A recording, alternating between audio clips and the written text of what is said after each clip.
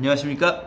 4월 8일 수요일 오늘 와플터치 본문은 잠언 1장 20절부터 33절까지입니다. 오늘 20절 시작하면서 이렇게 말합니다. 보라! 강하게 주의를 집중시키면서 지혜가 외친다 라고 말합니다. 지혜가 길거리와 광장에서 소리쳐 부르며 복잡한 길목과 성문에서 외쳐 말한다. 지혜가 외칠 수가 있습니까? 지혜를 의인화시키고 있는 거죠. 여기서 우리가 주의할 것 있는데요. 우리 한글 성경에서는 그게 드러나진 않지만 원어로 볼 때는요. 지혜는 여성형으로 표현됩니다. 왜냐하면 히브리어는 이 명사마다 여성형 명사와 남성형 명사가 있는데요. 지혜라는 단어 자체가 원래 여성형 명사라서 그래요. 악이라는 그 악함 이런 명사도 여성형 명사입니다. 그러니까 지금 잠언에서는요. 이 지혜를 어떤 여성 사람처럼 표현하는 거예요. 우리말로 한다면요. 우리 사람 이름 중에 지혜라는 사람 이름이 있잖아요. 그렇죠? 여성의 이름이죠. 보통은 우리 아마 들으시는 분 중에도 우리 지혜 성도님이 계실지 모르겠어요. 우리 지혜 자매님.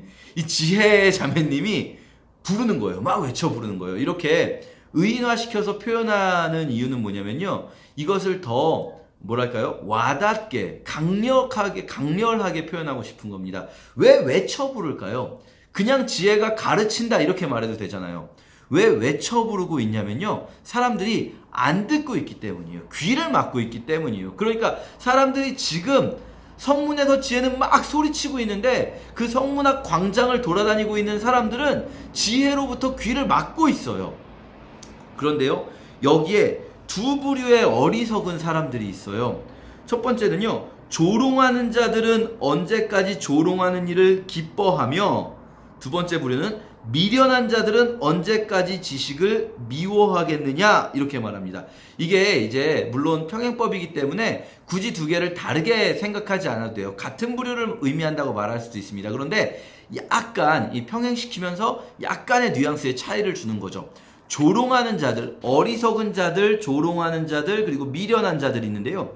조롱하는 자들이라고 하면 정직하게 사는 것에 대해서 뭐하러 그렇게 살아? 세상 그렇게 사는 거 아니야. 이런 식으로 조롱하는 자들이 있는 거죠. 너 그렇게 살아봐라. 야, 그렇게 살면 될 것 같아?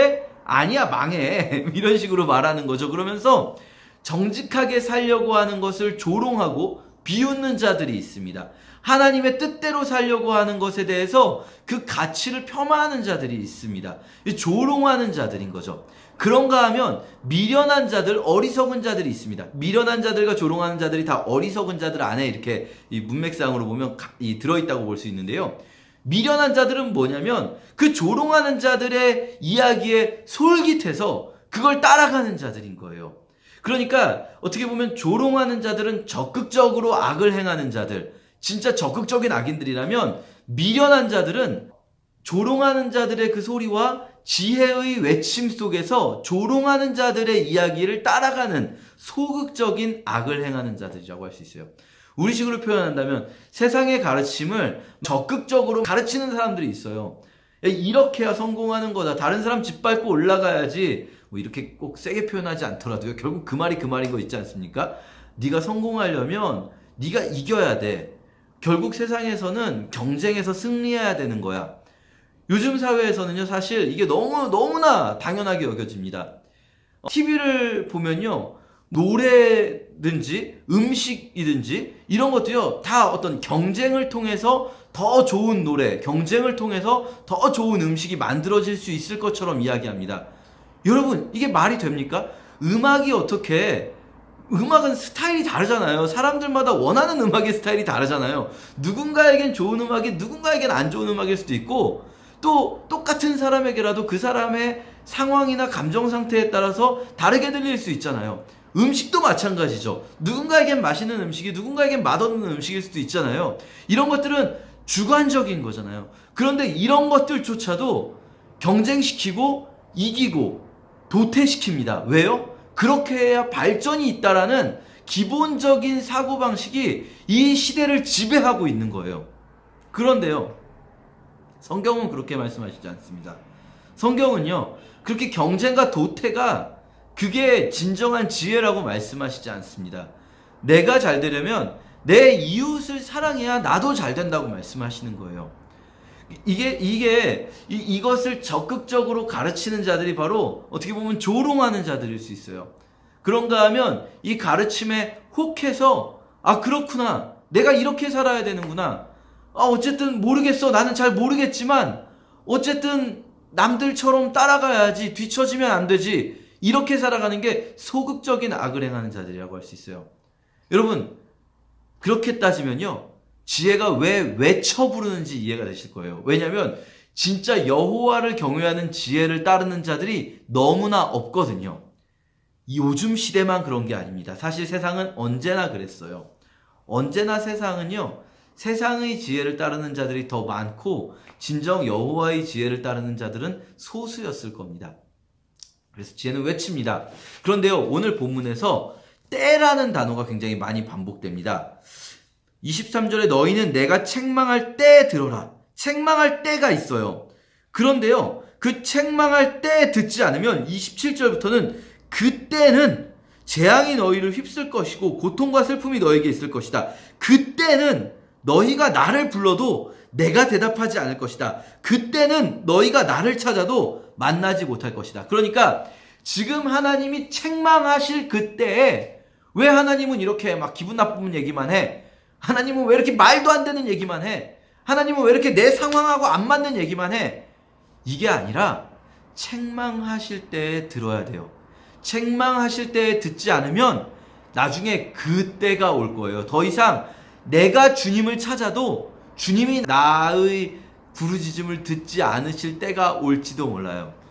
물론 이게 언제를 이야기하는 것인가, 우리는 그것까지 생각할 필요는 없습니다. 잠언을 해석하실 때 뭐 이걸 신학적으로 해석해서 이 그때라는 것은 뭐 최후의 심판을 의미하는 거다, 이렇게 생각하실 필요 없어요. 그냥 지금 언제 읽더라도, 모든 세대의 독자들이 언제 읽더라도 지금 주님이 나를 책망하실 때니까 지금 돌이켜야 한다.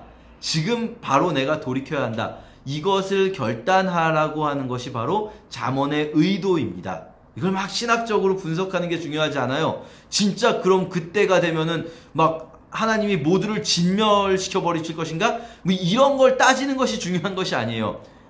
잠언의 단정적인 어조들은요, 지금 나의 삶의 방향을 바꾸는 데에 포인트가 있는 겁니다.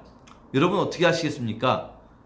여러분 잠언 어떻게 보면요, 이제부터 이 잠언 1장부터 9장까지요 계속 똑같은 이야기 할 겁니다. 계속 이야기할 거예요. 왜냐면요, 우린 진짜 삶의 방향 자체를 바꿔야 되거든요. 그냥 우리의 삶의 방향은 그대로 둔 채로 우리가 삶에서 조금씩 뭔가 조금 한번 좋은 걸 해볼 수 있지 않을까? 조금 하나님께 더 가까이 나갈 수 있을까? 물론 맞아요. 우리의 삶의 행위는 그렇게 조금씩 바뀌어요. 그런데 그 행위가 조금씩 바뀌고 안 바뀌고는 중요한 게 아니에요. 삶의 관점은요, 대전환이 필요해요. 관점이 완전히 바뀐다고 해서 우리 삶이 모두 송두리째 뒤집어지지는 않을 수도 있어요. 행동은, 겉으로 드러나는 모습은 조금씩 바뀌어나갈지도 모르지만 관점에 있어서의 대전환, 이것이 바로 성경이 말하는 회개예요.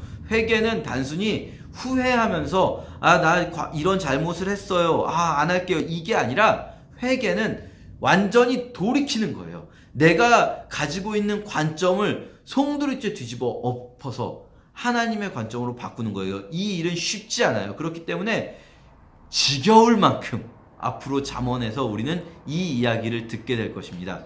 당신은 지혜의 길을 택하시겠습니까? 악인의 길을 택하시겠습니까? 오늘 이것 가지고 계속 묵상하면서 하루를 보냈으면 좋겠습니다. 감사합니다.